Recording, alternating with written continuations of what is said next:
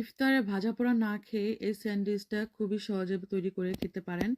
এটা খুবই সহজ বানানো। আমি আপনাদের আজকে দেখাবো এই স্যান্ডউইচটা আমি কিভাবে বানাই এবং ইফতারের সময় এটা খেতে পারেন। খুবই মজা হয়। তো আমি প্রথমে ২ টা ডিম নিয়ে নিয়েছি। ডিমগুলাকে একটা গ্রেটারের সাহায্যে আমি গ্রেট করে নিচ্ছি। আমার গ্রেট করা হয়েছে একটা ডিম। এখন আমি আরেকটা ডিম গ্রেট করে নিব।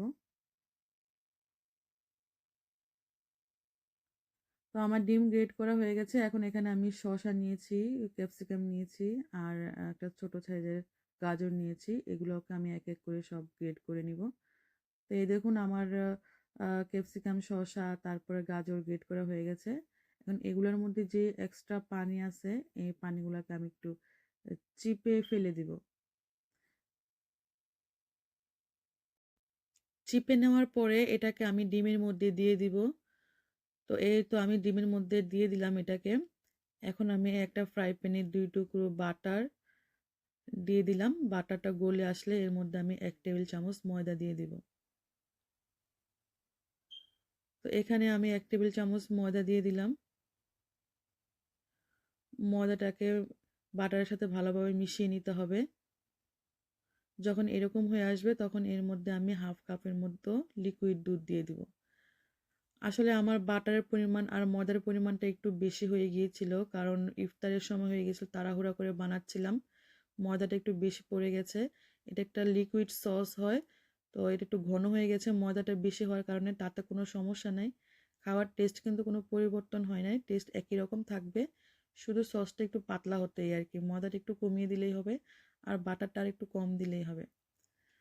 তো যাই হোক, আমি এখন এটাকে এই ডিম আর শসা গাজরের সাথে এগুলো আমি মিশিয়ে নিব একসাথে। সুন্দর করে মিশিয়ে নিব।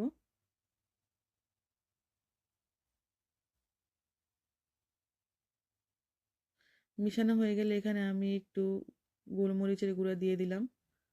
তারপর স্বাদ মতো লবণ দিয়ে দিলাম আর দিয়ে দিলাম অরিগানো আর এখানে চিলি ফ্লেক্স দিয়ে দিলাম। এখন এগুলাকে আমি ভালোভাবে মিশিয়ে নিব।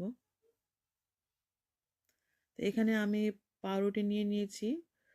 পাউরুটির চারপাশে যেই আবরণটা আছে ব্রাউন কালার, এটাকে আমি কেটে নিব। আমি এই স্যান্ডউইচটা একদম মেয়োনিজ ছাড়া বানিয়েছি। স্যান্ডউইচে কিন্তু মেয়োনিজ দিতে হয়, তো আমি মেয়োনিজ ছাড়া স্যান্ডউইচটা বানিয়েছি। আমি পরবর্তী আবার কোনো ভিডিওতে মেয়োনিজ দিয়ে কীভাবে স্যান্ডউইচ বানাতে হয় সেটাও আপনাদের দেখাবো। আজকে মেয়োনিজ ছাড়া বানাচ্ছি। তো আমার পাউরুটির আবরণগুলো কাটা হয়ে গেছে। এখন আমি ওই যে মিশ্রণটা তৈরি করে রেখেছিলাম এটা দিয়ে দিলাম। এটা দেওয়ার পরে ভালোভাবে আমি উপরে আরেকটা পাউরুটি দিয়ে দিলাম। এখন আমি কোনাকুনি করে এটাকে কেটে নিব। তো এই দেখুন আমার সুন্দর এক স্যান্ডউইচ হয়ে গেল। এটা খেতে কিন্তু দারুণ মজা হয়েছিল। ইফতারিতে আপনারা এটা খেতে পারেন। তো এই দেখুন আমি কতগুলো স্যান্ডউইচ বানিয়ে নিয়েছি। তো ভিডিওটি আপনাদের কাছে কেমন লাগলো? যদি ভিডিওটি ভালো লাগে তাহলে লাইক, কমেন্ট, শেয়ার করে দিবেন। সবাই ভালো থাকবেন, সুস্থ থাকবেন। আল্লাহ হাফেজ।